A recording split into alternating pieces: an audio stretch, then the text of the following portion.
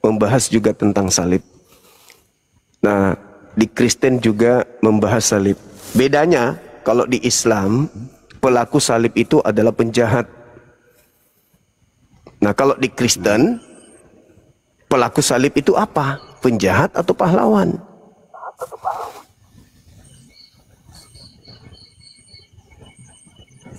Oke, aku jawab. Oke, silakan. Oke, teman-teman, begini teman-teman ya. Di dalam kekristenan bicara tentang para oknum-oknum yang terlibat dalam penyaliban Yesus itu bukan kita kategorikan mereka sebagai penjahat atau sebagai pahlawan. Nggak ada dalam konsep kekristenan pelaku-pelaku dalam konteks penyaliban Yesus itu dikatakan sebagai pahlawan ataupun sebagai seperti Bang Suma bilang tadi, pahlawan atau apa tadi Bang Suma? Penjahat. Penjahat. Oke, jadi nggak ada teman-temannya dalam konteks Kristenan ya. Begini Bang Suma, bicara tentang penyaliban Yesus itu siapapun yang ikut terlibat dalam penyaliban Yesus itu nggak bisa buat apa-apa Bang Suma. Kenapa saya bisa bilang begitu, nggak bisa buat apa-apa? Karena ini memang udah rancangan Tuhan sendiri, udah rancangan Allah itu sendiri. Bentar Bang Suma, izin ya aku jawab ya. Ya, silakan. Udah merupakan rancangan Allah sendiri, udah merupakan ketetapan Allah sendiri. Bahkan teman-teman ya, di dalam proses penyaliban, oknum-oknum yang terlibat di dalamnya juga termasuk iblis. Di mana? Karena ketika iblis mempengaruhi Yudas Iskariot, itu oknum iblis masuk dalam proses penyaliban itu.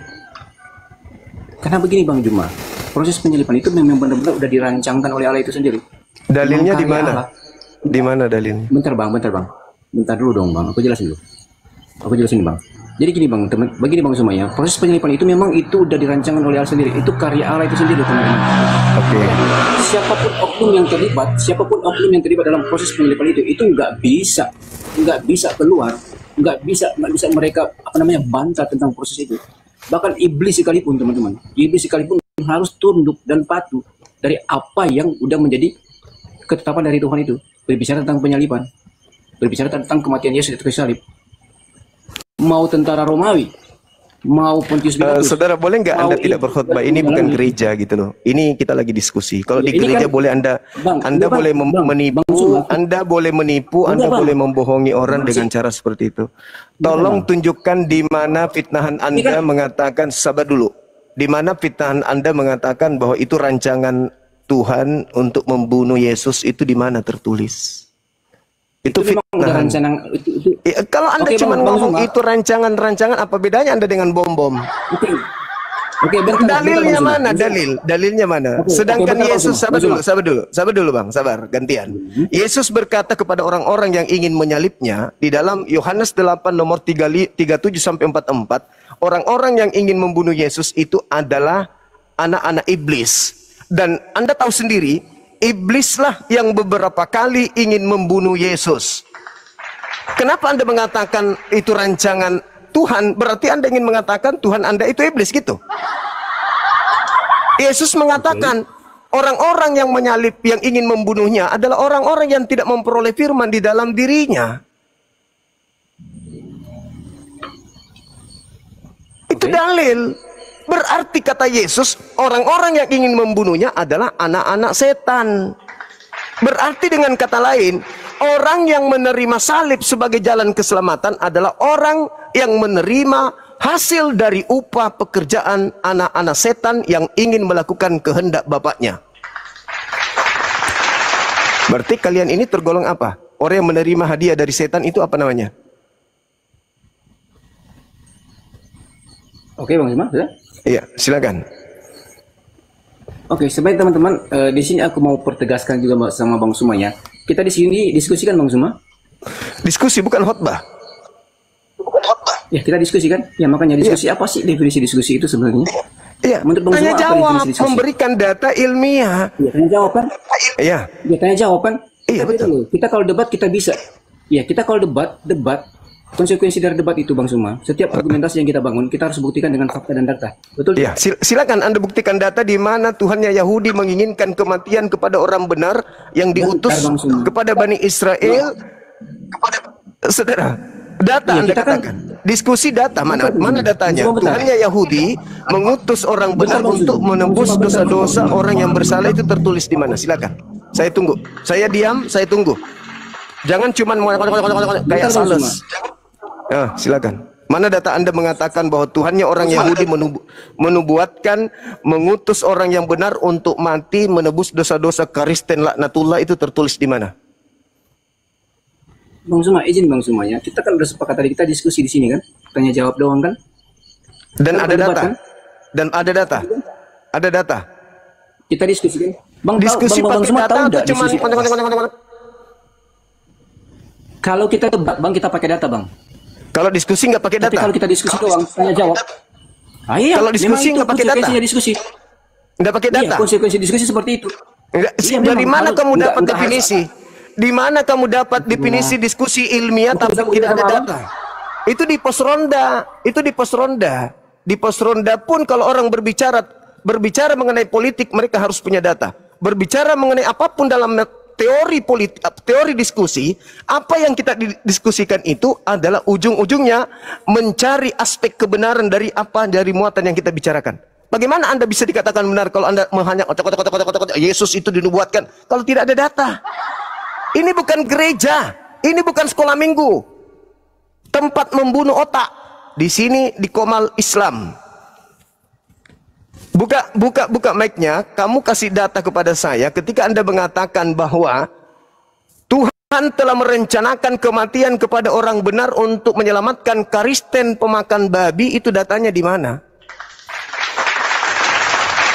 Buka mic-nya. Ini kebiasaan Bang Zuma ini, kalau di roomnya Bang Zuma seperti ini memang. Tapi nggak apa-apa. Saya cuma minta Tapi satu. ternyata- Saya cuma Tapi minta memang ternyata data. Bang Zuma udah lama di Bentar. Tapi memang ternyata Bang Zuma udah lama di apologet, udah lama jadi apologet, tapi nggak ngerti tentang debat dan diskusi sebenarnya. Oh, jadi Makanya kalau aku- diskusi aku- itu nggak aku perlu tegaskan sama perlu data gitu. Bentar. Iya, memang nggak perlu Bang. Yang namanya diskusi nggak perlu data. Kalau kita debat Bang, Berarti kita kalau debat, Anda itu baru. berdiskusi Bentar ngomong dulu. apa aja boleh. Bentar dulu dong Bang, bentar dulu. Kalau kita debat, Apanya orang ini? Diskusi tidak ada data. Gimana argumentasi yang kita cerita? bangun, pandangan pendapat, bentar dulu Bang. Kalau kita debat, argumentasi yang kita bangun, pendapat kita. Kamu di gereja, Dek. Kamu jadi sekolah minggu. Ajarkan anaknya Pak Bom Bom untuk menyembah makhluk kuburan. Jangan di sini. Bukan tempatnya di sini, Dek. Saya tidak butuh orang yang cuma pintar kayak Elia Miron. Bisa bicara tapi kosong. Di depan gereja berisi. Depan saya sampah. Tak ada ilmu itu. Bagi saya orang yang ngomong cokot, saya juga bisa. Cokot. Itu mesin ketik peninggalan Belanda juga bisa kayak gitu. Tapi yang dibutuhkan itu data. Ketika kau memfitnah Tuhannya Yahudi, kasih data. Jangan kau ngarang gereja kayak di gereja. Oke, silakan, saudara. Ya, selamat malam. Malam. Ya, kayak mana, Bang Juma? Iya, kok gelap kali kameranya? Iya, gelap. Kenapa bisa, Bang? Teranglah sudah. Oke. Dari Katolik apa dari mana ini? Dari Protestan. mana maksudnya? Protestan ya, Tritunggal. Tritunggal. Wah, mantap kali ini. Oke, silakan Bang. Mungkin setelah mendengarkan tadi beberapa saat kami berdiskusi, ada hal yang ingin disampaikan atau ditanggapi dengan argumentasi saya, silakan. Oh, tadi barusan masuk, tapi narasi Bang Juma tadi yang menjelaskan narasi dia, si kawan tadi, ya kayaknya ada juga sih yang apa ya, yang kurang pas. Artinya harus jelas ya sebenarnya keimanan itu. Contohnya nih, kematian Yesus. Kematian Yesus itu sebenarnya penggenapan hukum Taurat. Kan itu tuh, penggenapan hukum Taurat. Makna penggenapan ini sebenarnya orang nggak semua paham. Apa maksud makna penggenapan itu, maksudnya apa? Yesus menggenapi hukum Taurat, artinya apa? Itu dulu dibahas. Artinya Yesus itu melaksanakan semua hukum Taurat itu tanpa celah. Bahkan sampai sampai mati pun dia melaksanakan hukum Taurat itu. Yesus itu menggenapi hukum Taurat, tunduk pada hukum Taurat sampai mati. Itu sebenarnya pemaknaan menggenapi seluruh isi hukum Taurat. Itulah Yesus. Sampai mati dia taat pada hukum Taurat. Itunya sebenarnya. Oke. Jadi mati adalah penggenapan hukum Taurat. Tolong bisa tunjukkan di kitab Tauratnya orang Yahudi membunuh orang benar sebagai simbol atau keselamatan, jalan keselamatan bagi orang-orang pelaku dosa. Itu di mana tertulis, Bang? Oh, salah, bukan begitu. Lah katanya tadi menggenapi Taurat, berarti Taurat dong jadi dasarnya. Nubuat itu kan penglihatan. Nubuat itu penglihatan, nubuat itu adalah ramalan nabi-nabi. Nah, sekarang di mana diramalkan di dalam Taurat orang benar dibunuh untuk menyelamatkan orang-orang pendosa? Oh, enggak begitu. Jadi apa? Nubuatan apa yang digenapi dengan mati di atas salib? Kalau contoh spesifik ya, contoh spesifik ini. Gabriel, nubuatan mana yang digenapi Yesus mati di kayu salib sebagai penyelamatan? Contoh. Mana nubuatannya? Di perjanjian lama, mana nubuatan bahwa keselamatan itu ada di kayu salib? Mana nubuatannya? Kan itu pertanyaannya ini. Iya, mana?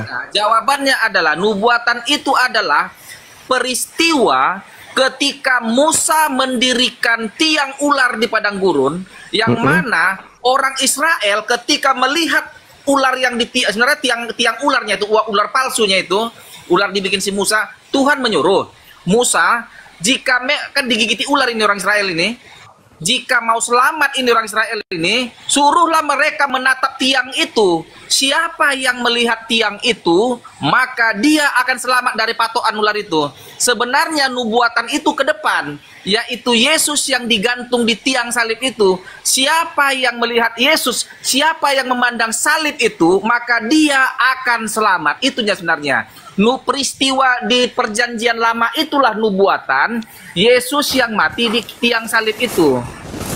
Oke, baik. Yang membuat patung siapa? Ya, ular tembaga. Ular tembaga siapa? Ular tembaga itu ya orang ya Musa lah, karena diperintahkan Tuhan. Musa orang benar atau penjahat?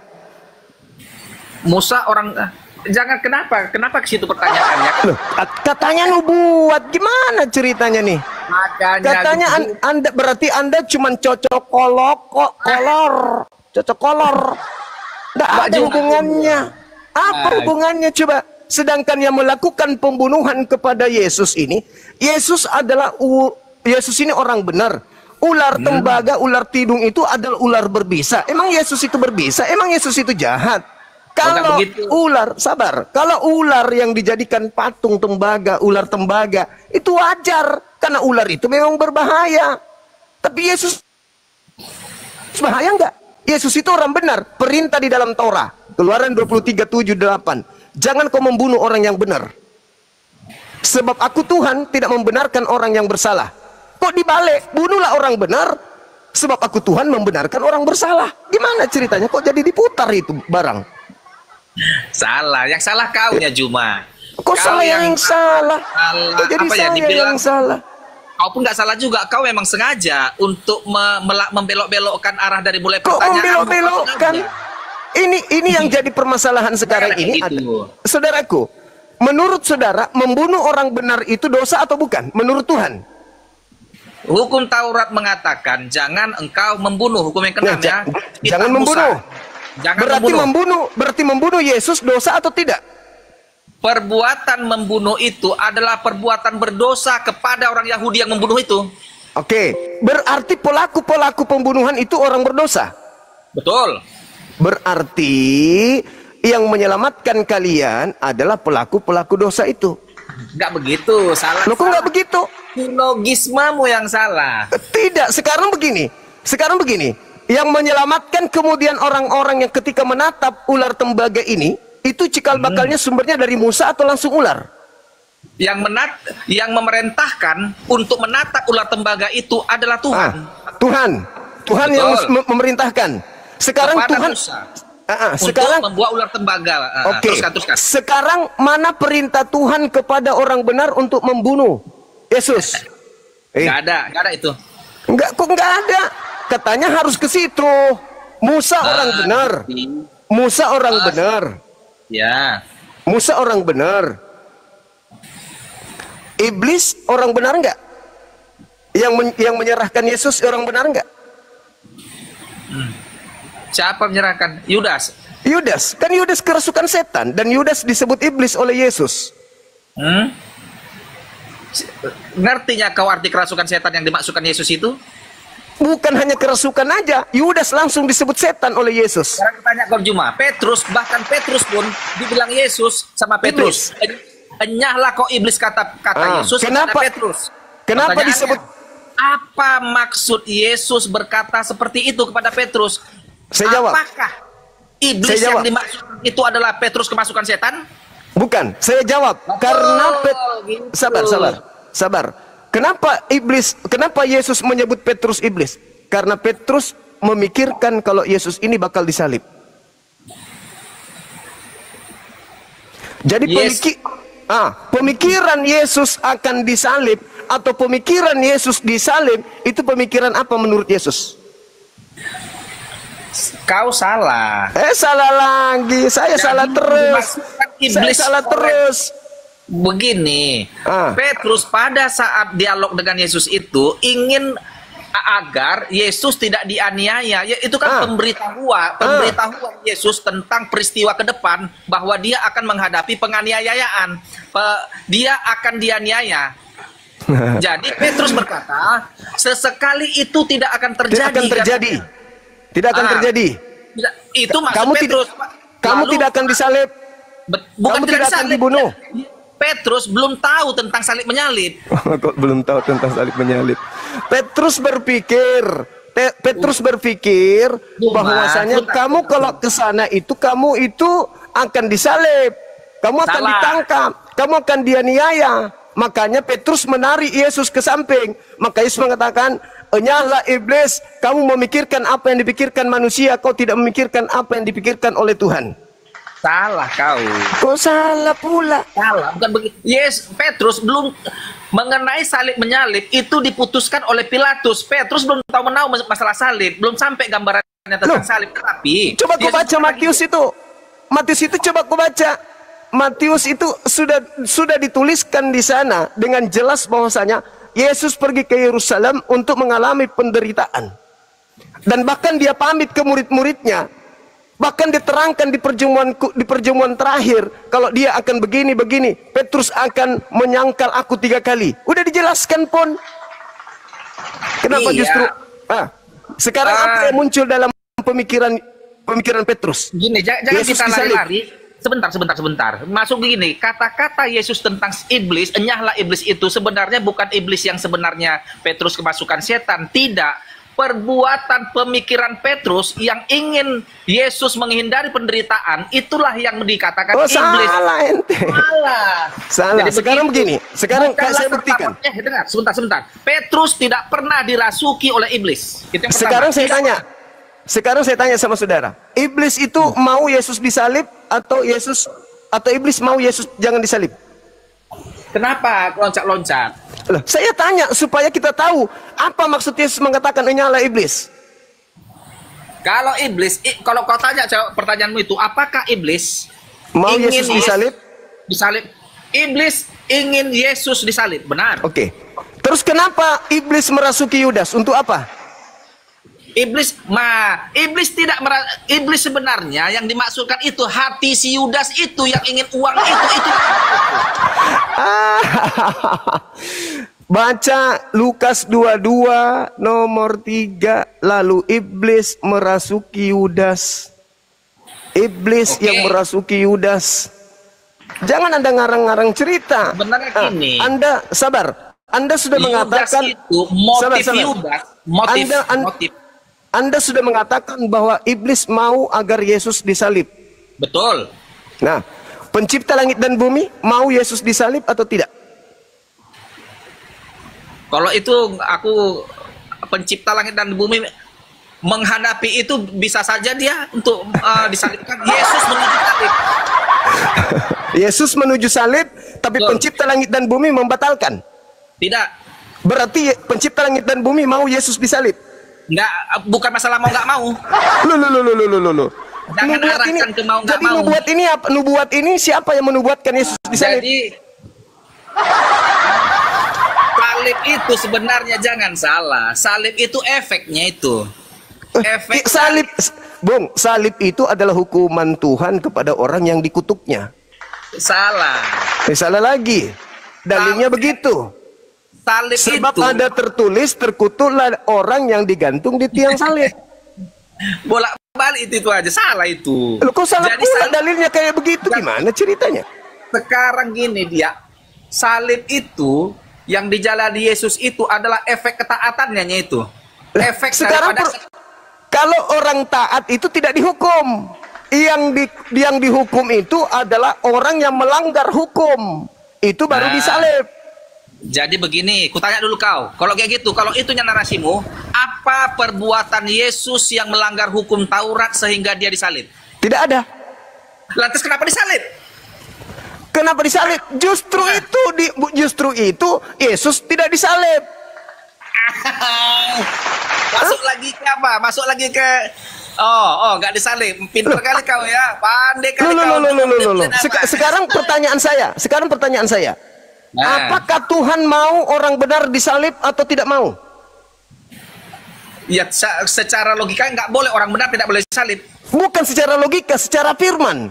Secara hukum Taurat pun tidak boleh orang benar nggak boleh disalib. Nah, Tuhan tidak mau kan?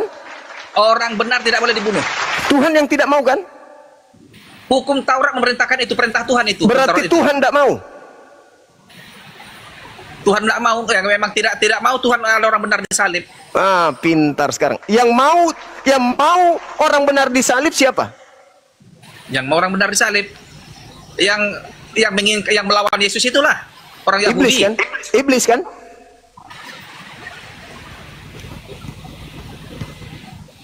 Kalau Yesus yang disalib berarti siapa yang berhasil? Tuhan atau iblis? Tidak ada. Enggak. Yesus orang benar. Tuhan tidak mau orang benar disalib. Iblis mau orang benar disalib. Kalau orang benar disalib, yang memenangkan pertarungan antara Tuhan dengan iblis siapa? Yesus pun dia mau menuju salib, mau dia disalib. Sekarang kutanya kau, Juma. Dari peristiwa Yesus mengatakan pada Petrus, "Enyahlah kau iblis," karena Petrus berusaha menghalangi Yesus menjalani penderitaannya, kan begitu? Salah. Betul nggak? Salah. Dengar. Apa pernyataan Yesusnya? Dengar dulu. Apa pernyataan Yesusnya? Ingat. Coba. Ketika saya bertanya, Tuhan mau orang benar disalib atau Tuhan tidak mau? Jawabannya Tuhan tidak mau kan? Tuhan tidak mau orang benar Disalib. nggak ada itu. Loh, Keluaran 23 nomor 7. Bilang orang benar. Jangan bilang Yesus saja langsung. Yesus orang benar kan? Sekarang kutanya kau, apakah Yesus melarikan diri dari salib atau tidak? Tidak melarikan diri. Ngapain dia melarikan diri? Kan, oke. Kan kau bilang kan Tidak melarikan diri. Oke, Kenapa bagus. dia harus melarikan Kalau diri? tidak melarikan diri, kenapa Yesus kenapa Tuhan menghilangkan Yesus dari apa? Loh, Yesus itu Yesus tidak melarikan diri. Makanya Oke, Yesus mengatakan, biarlah cawan ini berlalu, tapi bukan atas kehendakku, tapi atas kehendakmu. Sekarang pertanyaan saya, apakah Tuhan berkehendak membunuh Yesus di tiang salib? Hah?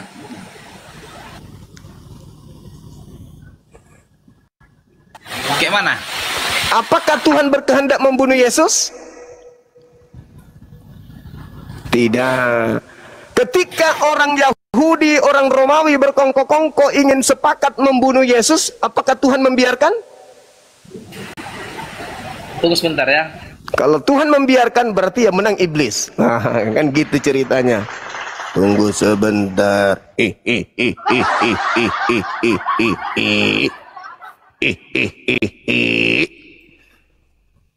Gimana?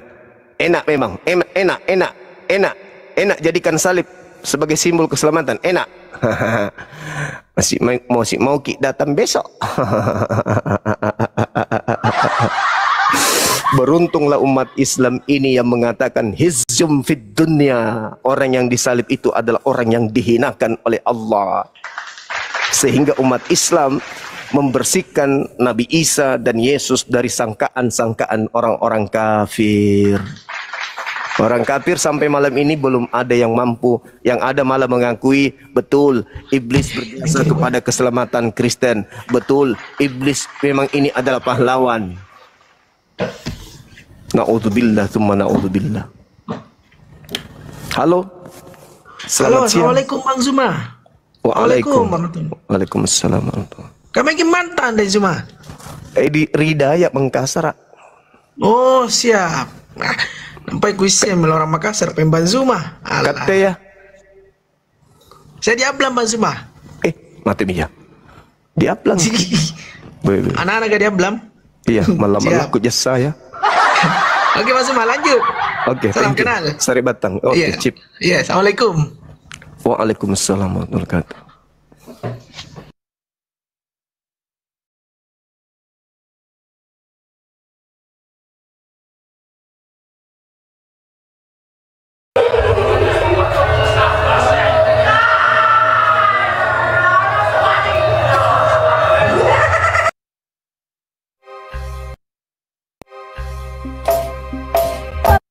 Juta 700. Ternyata 3,7 M. Nah, pertanyaan saya gini Bang Helmi, ini kalau ditransfer sekarang bisa nggak ini? Kira-kira biar ada buktinya. Loh, sekarang jujur, saya mesti melalui bank. Oh, Pertanyaan jadi saya nggak punya ini apa M-banking? Ya, yang gitu-gituan Bang. Itu makanya baru pihak BCA waktu kemarin malah bilang, Pak bikin aja. Ya udah, saya bilang besok-besok. Aplikasi gampang. Saya bilang saya nggak ngerti Bang yang gitu-gituan. Kan saya bilang. Oke. Ya, silakan kamu ngomong dulu baru saya. Kakak lanjut aja kakak. Oke, jadi begini ya. Ini saya jarang-jarang pakai jadi begini nih. Sekarang saya pakai jadi begini. Saudara Anda tadi beragama Kristen mengajak saya untuk diskusi. Tema yang kami angkat adalah apakah Tuhan yang benar itu bersifat mulia? Betul, kita sepakati. Yang namanya Tuhan yang benar itu sifatnya mulia. Maka dia membawa bukti, kata dia Tuhan saya tidak mulia. Padahal saya sudah bantah. Lalu saya bawa bukti juga.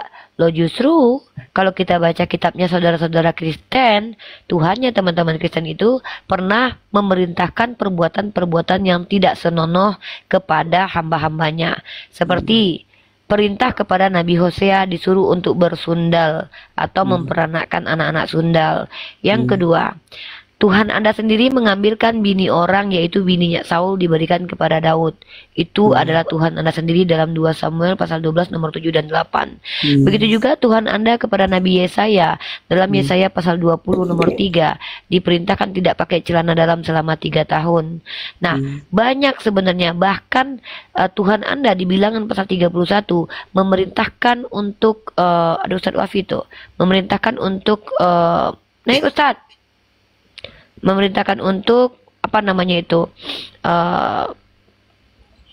bukan cuma bersundal, mengambil bini orang, bahkan dijelaskan bahwa dalam kitab Anda Tuhan Anda memerintahkan para pasukan-pasukan Kristus, pasukan Bani Israel mengambil orang-orang perawan untuk dijadikan untuk mereka, lalu meminta upeti perawan, lalu yang tidak perawan disuruh bun-bun semua.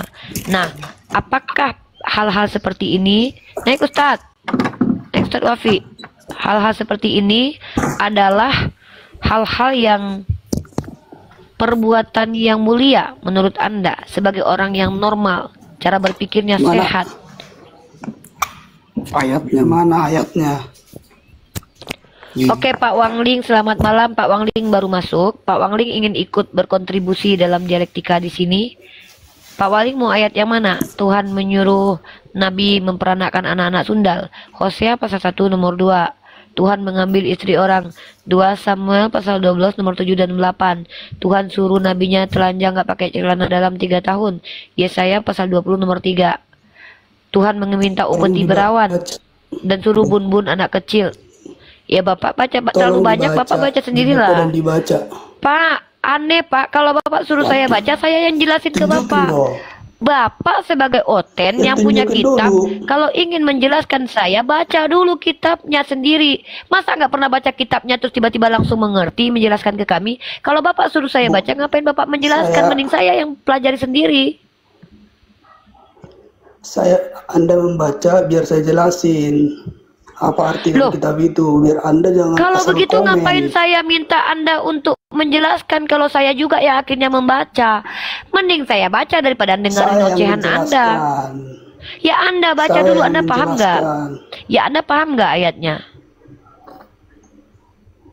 Di situ baca dulu biar Anda paham. Ini oten-oten ini memang aneh, saudara. Yang suruh baca kita lalu dia menjelaskan. Inilah kenapa kita orang Islam jangan ditiru ya. Ustadz Wafi kalau debat, dia ambilkan kitab, dia baca, dia tunjukkan. Oteng mau menjelaskan ke kita, kita yang disuruh bacakan. Kan Anda yang ngomong, fakta mana faktanya? Parah oteng-oteng nih ya guys, parah oteng-oteng nih ya. Faktanya mana?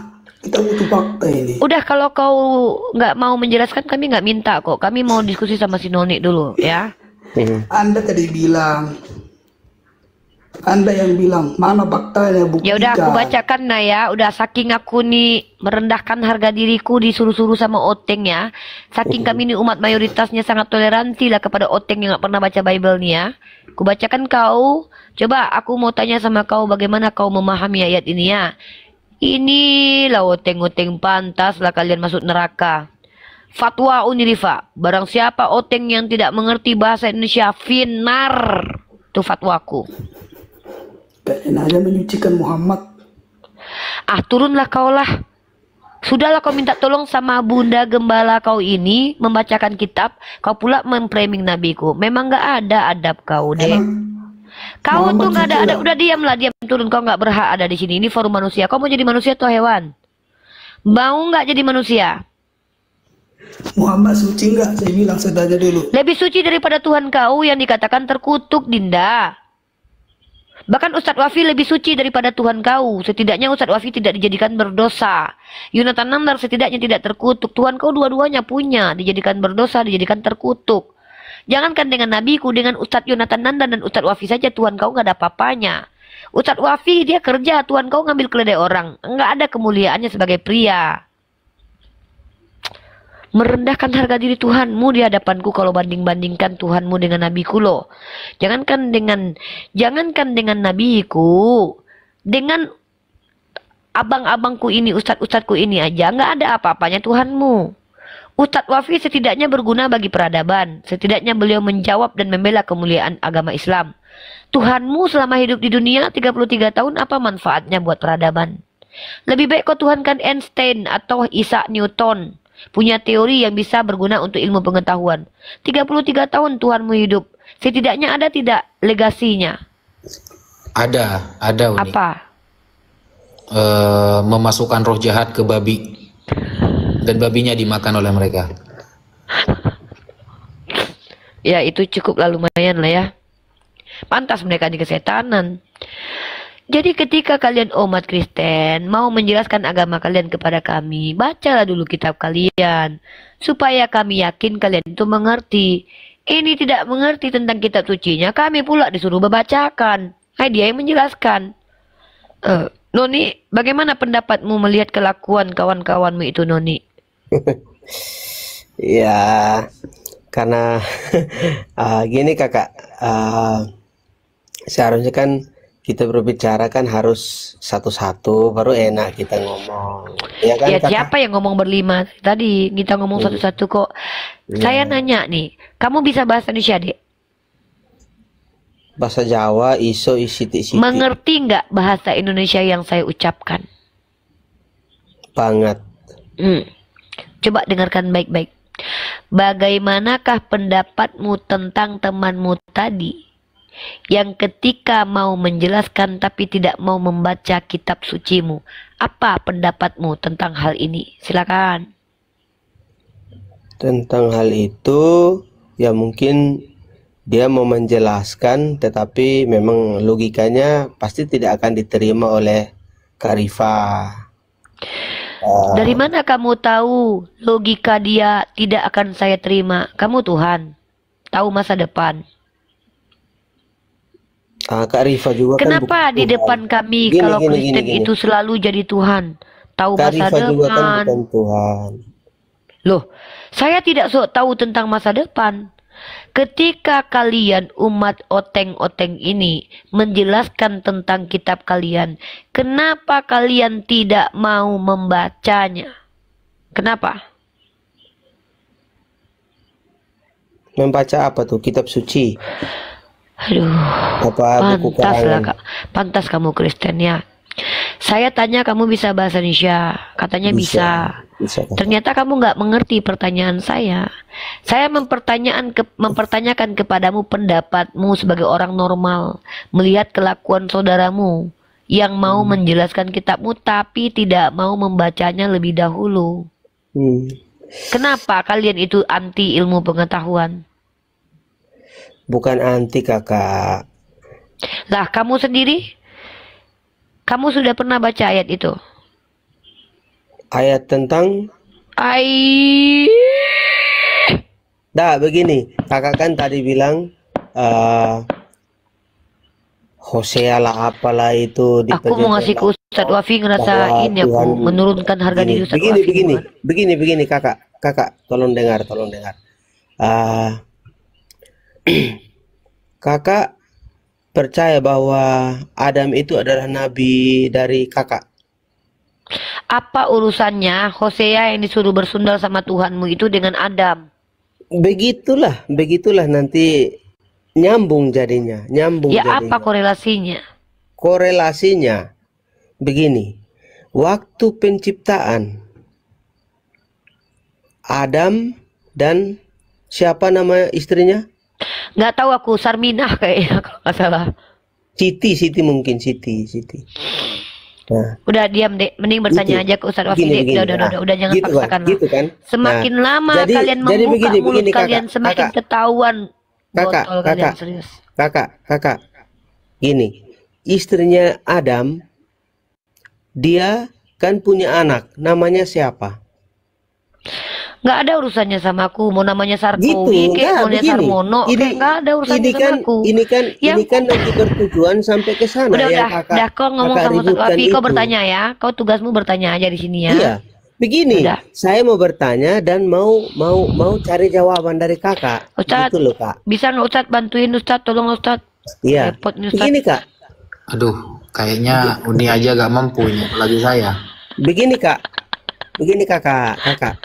Dari penciptaan Adam diciptakan satu orang, dan di situ menurut kejadian itu diciptakan Hawa di dalam Taurat. Nah, setelah penciptaan itu Adam dan Hawa mempunyai anak. Setelah mereka mempunyai anak, kenapa sampai jadi ke kita turun-temurunnya itu?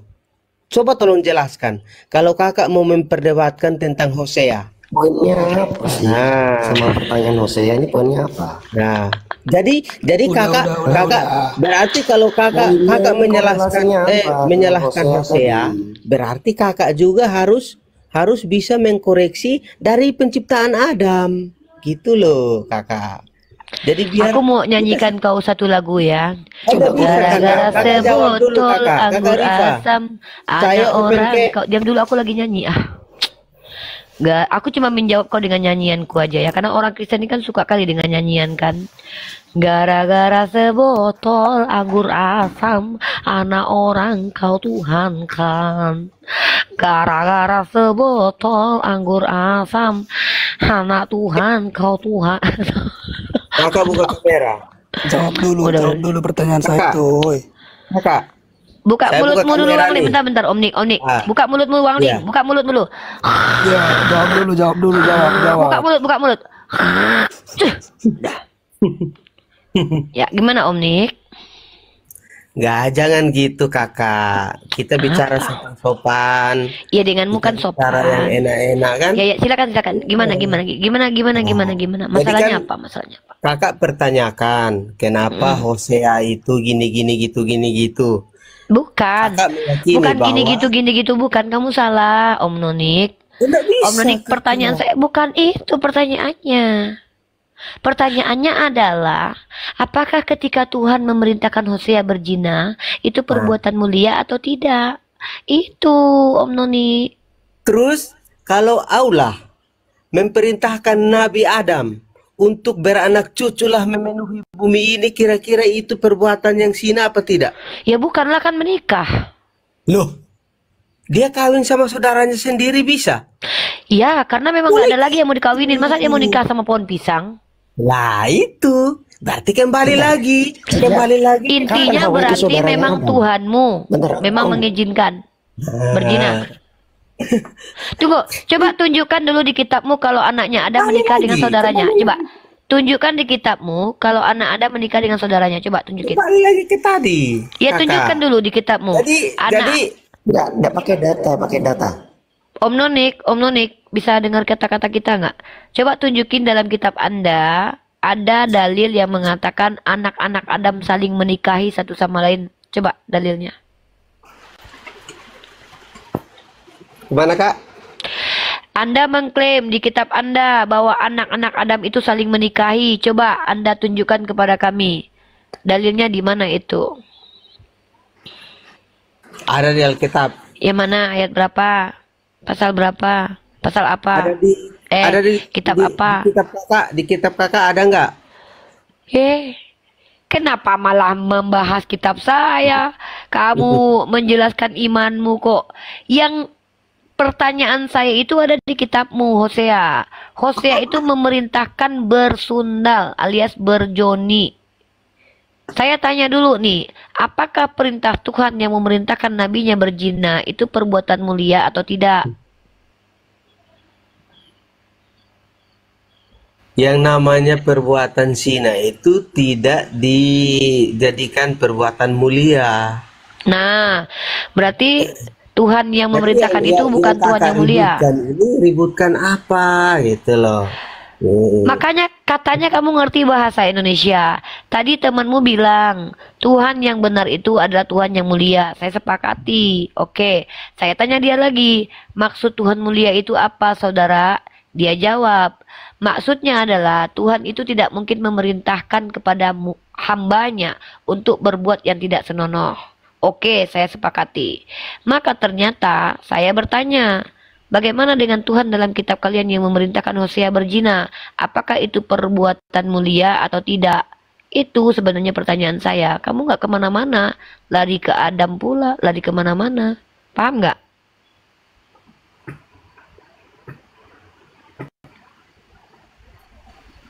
Lanjut. Ya paham nggak? Loh, jawabannya apa? Kok lanjut? Gimana sih? Paham. Ya apa Iya, jawabannya? jawabannya apa? Kok paham? Udah gini aja. Tugas kalian kami berikan hak daripada kalian menanggung malu. Kami izinkan kalian bertanya saja. Kamu bertanya saja, Ustadz saya yang jawab di sini. Oke, Tentang boleh. Islam. Ya. Oh jelas. Ya, Ustadz saya, Ustadz Wafi monitor Ustadz. Lanjut, Ustadz. Nah, silakan, Bang Ben bantu dulu pandu Ustadz Wafi untuk tanya jawab oteng-oteng kepada Ustadz Wafi ya. Mereka hanya bertanya. Kalau mau menyanggah, kalau mereka sudah merepotkan nanti potong aja Bang Ben ya.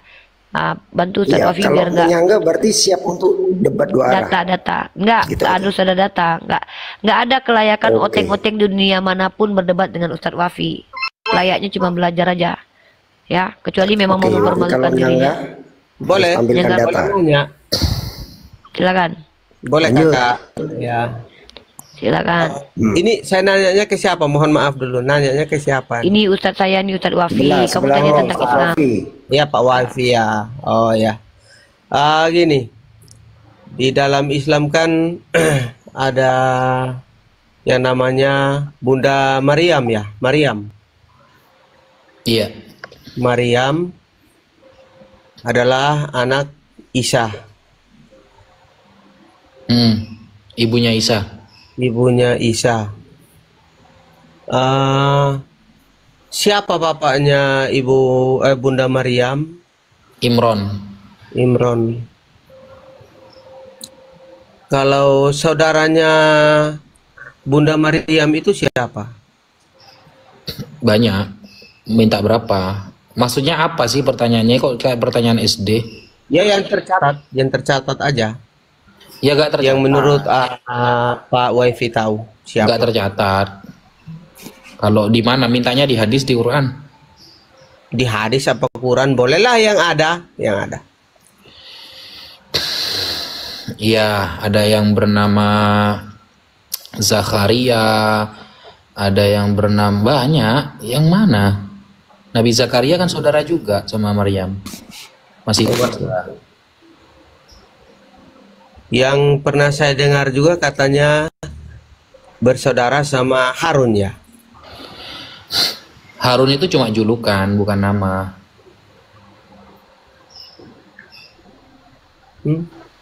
Julukan dalam artian kakak minta penjelasan. Ya julukan, orang kalau soleh dulu di kalangan Bani Israel itu disebut dengan Harun. Orang kalau baik sebutannya Harun, kalau jahat sebutannya Dajjal. Anak Dajjal, anak nakal tuh, itu sebutan. Oh gitu. Iya. Kenapa enggak dijuluki Musa aja sebagai pemberani atau Daud gitu? Bukan, kalau Musa nanti larinya tegas gitu, itu pemberani. Kalau orang soleh, baik, lembut itu Harun. Harun itu pemberani, Musa enggak? Gimana sih? Ya kamu tanyakan kan soleh kan, baik kan? Bang, lidahnya bang, jangan begitu bang. Jijik saya lihat. Siap kakak, makasih atas penjelasannya ya, cuman sekedar tahu aja. Sambil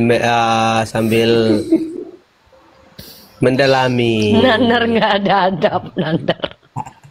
Jadi Bukan kan nggak ada maksudnya kan adab. Jadi biar kita kan dengar dari kakak-kakak ini. Habisin dulu. Kakak-kakak yang saya paham pintar-pintar kok, ini. Mas Noni ini bukan nggak ada adab sebenarnya, nggak normal gitu aja. Nandar yang nggak ada adab, aku bilang. Nandar. Oh ini hostnya Kak Nandar ya? Om Nandar, Kak Nandar ini saya ngefans juga ini. Om Monik, mohon maaf ya, kalau cewek sih wajar. Ini Om Monik cowok-cowok lidahnya digituin. Lanjut Ustaz. Dengan ini saya ngefans, bagus. Itu kamu di mana Mas Noni? Kamu sekarang di rumah? Di rumah. Orang mana? Saya. Asalnya Iya. dari NTT. Oh, sekarang di NTT. Iya.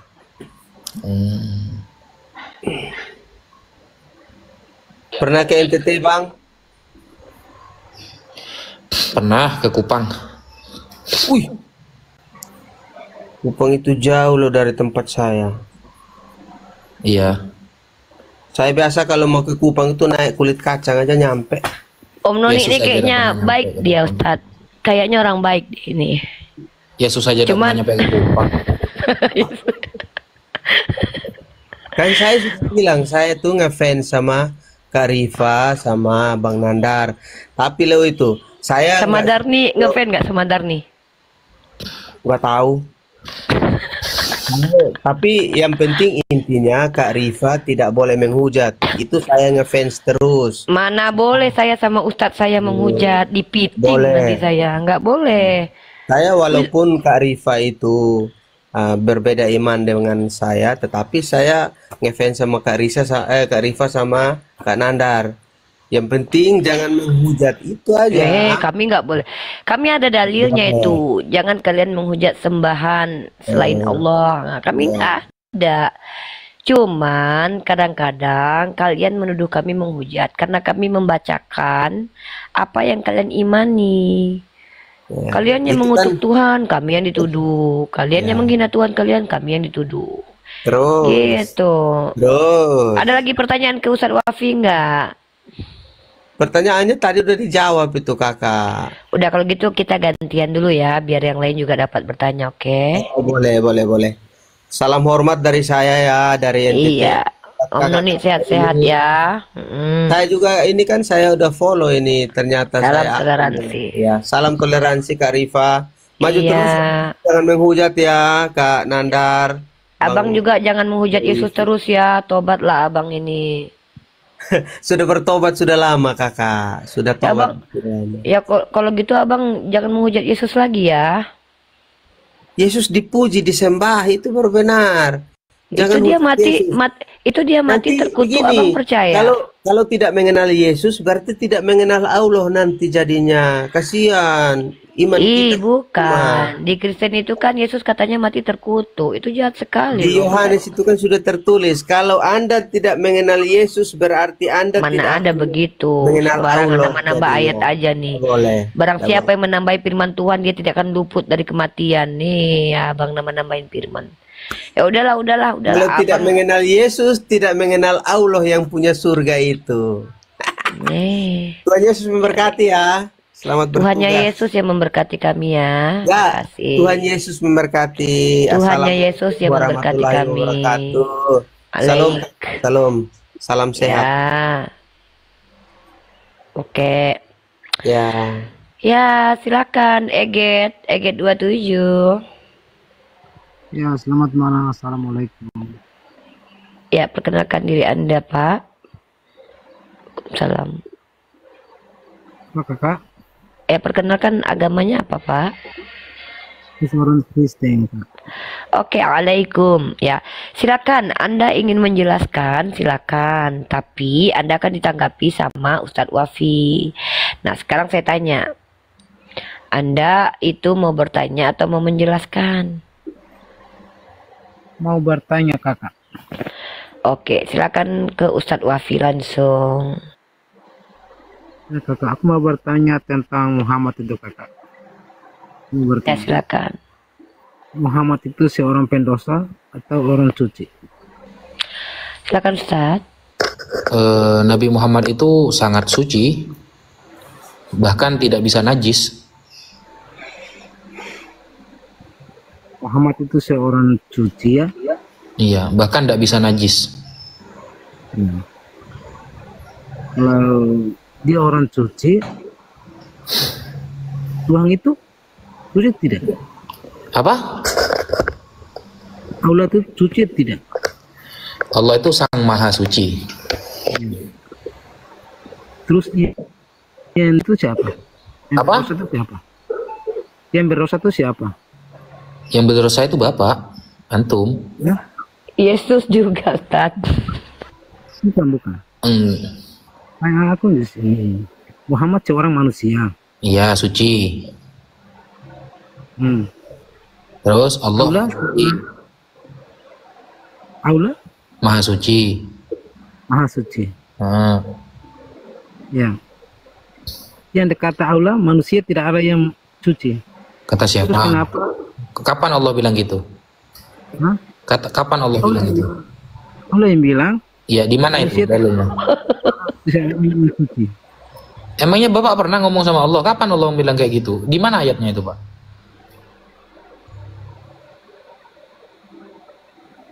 Bapak nih kayak luga juga nih. Ya kan? Apanya ya kan, Pak? Saya belum ya kan gimana sih? Biasaan noten ini. Argumen pakai asumsi, ditanya dalil pelongak-pelongok. Jangan biasakan Noten. Bawa dalil. Iya kan katanya. Saya tidak bilang apa-apa ya kan. Nanti dipotong videonya nanti. Iya kan?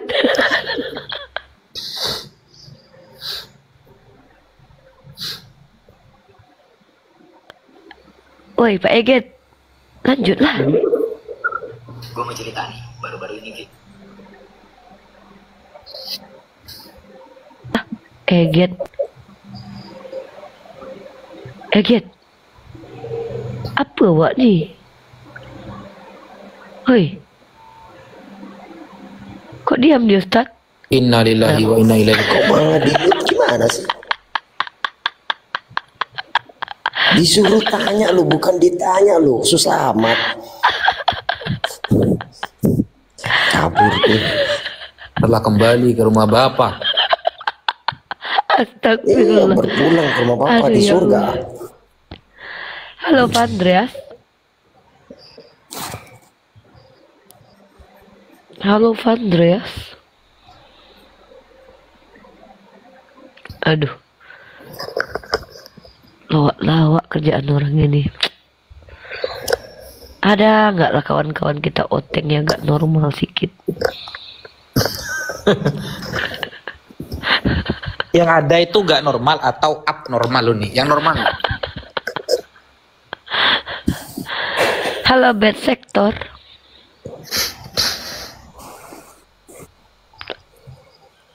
Bad sector.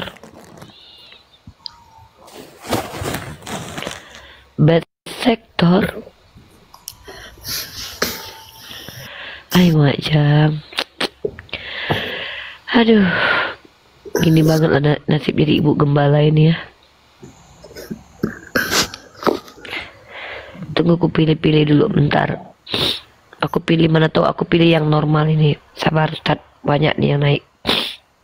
Ini masih lumayan ini orang-orangnya. Kalau di roomnya siapa Ustaz Yusuf PI itu tambah parah di sana. Ngomong apa, kita ngomong apa, mereka jawab apa gitu. Kayak si Oki ya tadi ya. Tadi saya diskusi sama Oki. Ya, Aku live kan di YouTube aku Ustaz. Gimana Tad? Muter-muter nggak Tad? Bukan muter-muter, pucet dia langsung. Pucet. Halo Lindung. Lindung.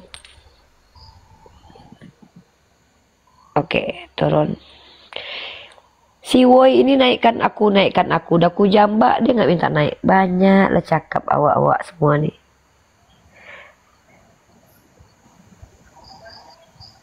Dede Mite. Halo. Halo, assalamualaikum. Waalaikumsalam Muslim. Nggih. Ya, satu pertanyaan yang bisa saya turunkan ya. Ya, silakan satu pertanyaan yang bisa saya turunkan. Oke. Musuhnya Yesus itu siapa ya, Ustaz Wapi? Musuhnya Yesus? Nggih. Banyak. Orang Roma, bangsanya maksudku. Orang Romawi, orang Yahudi, terus iblis ketika itu muridnya sendiri, banyak. Terus yang ngeluarin Bible orang Romawi atau mana? Yang ngeluarin Bible itu sampai sekarang nggak ditemukan. Saya nggak tahu. Yang penting bukan orang Madura, bukan orang Batak. Orang Padang juga nggak ikut-ikut, Ustaz. Ikut-ikut. Tapi sampai detik ini, secara lengkap, secara yang paling lengkap, Bible itu baru ditemukan abad ke-4 ya, 4 ya. Vatikanus Sinaiticus itu kan 4 maksudnya itu. Itu baru ditemukan lengkapnya seperti itu. Jadi Vatikanus sama Sinaiticus ini ngambil dari mana itu sampai sekarang nggak ditemukan. Dan siapa orangnya yang menulis nggak ditemukan. Oke, udah ya, de Mite. Ya, salam dari Lombok ya untuk semua Ustaz Wapi, untuk semua Lombok Islam. Waalaikumsalam. 1000 masjid. Siap. Oke, Jesuli 234 Muslim dan Muslim. Jesuli ini identik Muslim ini unik. Oh ya, ada Julius Nawawi. Halo. Ya, halo. Julius Nawawi. Aku ini Oten. Oke, silakan Oten bertanya aja. Oke, di sini aku bertanya, Ya. Di dalam surat Al-Hajj 40, ya, kalau memang itu firman Allah, ya, di dalam surat Al-Hajj 40, siapa yang berkata dan kepada siapa dia berkata tuh, kalau memang itu firman Allah atau perkataan Allah. Yang mana sih? Al-Hajj 40. Nggak ada surah Al-Hajar itu. Al-Hajj. Mana ada Al-Hajab? Al-Hajj. Apa sih anjir? Ajab mana ada, Bang? Ajab mana ada? Ajab Ajab itu ada, Bang. Belum saya ngomong sudah kena ajab. Surah ajab. Al-Ahzab. Al-Hajj 40. Aduh ya Allah. Al-Ahzab. Al-Ahzab kah? Ya, betul nggak Mas Julio? Al-Ahzab, bener? Apa sih anjir?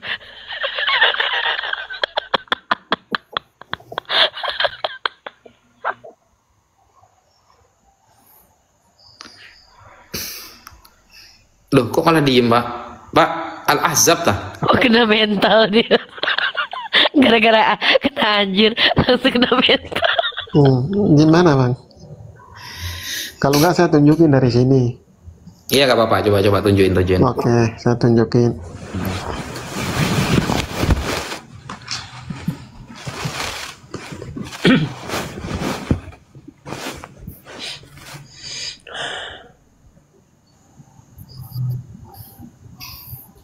Ustadz, aku baca hadis gini, Ustadz.